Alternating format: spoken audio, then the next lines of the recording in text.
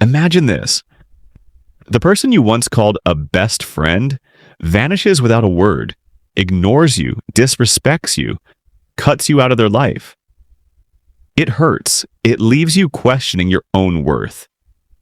But then, months later, you rise. You acquire something he's always wanted. And suddenly, like a ghost crawling out of the shadows, he comes back, acting like nothing happened. What do? Do you let him back in?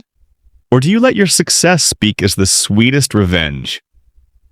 If you've ever been burned by a so-called friend who only shows up when it benefits them, smash that like button, subscribe, and get ready. Because this is a story about betrayal, jealousy, and the kind of revenge that doesn't need shouting or fighting, just pure, undeniable success. First setup, the friendship that wasn't for years. I thought I had a solid friend. Let's call him Jake. We met through mutual circles, and for a while it felt like we had each other's backs. But if I'm honest, there were always little cracks. Jake had this way of putting me down in front of others, sometimes as a joke, sometimes not. I'd tell him I didn't like it, but he'd shrug it off with, "Relax, man. I'm just messing around." It was subtle, but it chipped away at me. And the worst part? He never respected my boundaries. If I asked for space, he'd push harder. If I needed support, he'd vanish. Still, I told myself, that's just Jake. He doesn't mean harm. 2. The ghosting. Then out of nowhere, he was gone for 6 months. No calls, no texts, no invites to his kids' birthdays, no family barbecues, no, "Hey, how's it going?" Nothing. At first, I thought maybe he was going through something, but then I'd see him online, hanging with mutual friends, throwing parties, living his life, while I was clearly cut out. It stung, more than I want to admit. It felt like I'd been quietly fired from his life without explanation. And deep down, I wondered, was I just a placeholder to him? Was our friendship ever real? 3. The turning point. My rise fast forward. While Jake was busy ghosting me, I was grinding, working late nights, pouring everything into my career, and then it happened. I acquired a business. Not just any business, a niche one. One that just so happened to connect directly to Jake's biggest hobby. The kind of thing he used to dream about. The kind of thing he would have killed to be part of. And suddenly, ding. My phone lit up. It was Jake. Logically, after half a year of silence, he called me like nothing had happened. No apology, no acknowledgement, just casual, fake-friendly chatter. "Hey man, long time no talk. So, I heard you've got that business now. That's awesome. Listen, are you hiring?" I swear I almost laughed out loud. The audacity. It wasn't just the call. He showed up. One day I was working an event tied to my business, and there he was.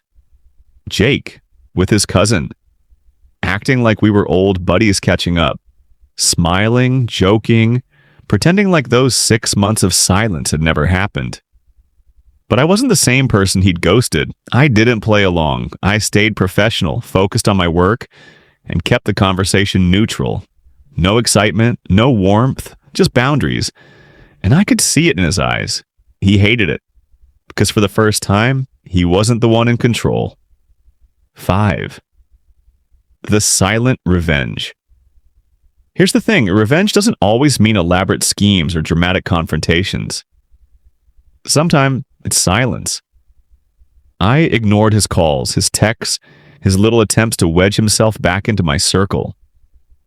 I didn't block him. I didn't fight him. I simply removed his access to me and to the business he clearly wanted a piece of. And slowly, he disappeared again. But this time, it wasn't me being ghosted. It was him realizing he no longer had power in my life. 6. The emotional core. Let me be real, I was hurt. Being cut out of his life with no explanation? It left scars. It made me doubt myself, wonder what I did wrong. But when he came crawling back, pretending like nothing happened, that's when it clicked. It was never about me being unworthy. It was about him being opportunistic. He didn't value the friendship. He valued what he could get from it. And when I had nothing to offer, I was disposable. But the moment I had something he wanted, suddenly I mattered again. And that's when I realized the best revenge wasn't letting him back in. The best revenge was showing him I could succeed without him. The last time I saw Jake was at that event. He stood there trying to play the role of buddy-buddy, but his smile didn't reach his eyes. He wanted in. He wanted access. He wanted what I had. And he got nothing. Just a polite nod, a professional smile, and a door that never opened again. And let me tell you, seeing the frustration in his eyes, the realization that he couldn't manipulate or guilt trip his way back into my life, that was the sweetest revenge of all. In the end, success speaks louder than anger. Sometimes the best revenge isn't plotting or fighting. It's living so well that the people who tried to break you can only watch from the sidelines. So, what do you think? Did Jake get what he deserved? Have you ever had a friend ghost you only to come crawling back when you were doing well? Drop your stories in the comments. I want to hear them. And if this tale of sweet, silent revenge gave you chills, smash that like button, subscribe, and stick around. Because trust me, there are plenty more stories like this coming your way.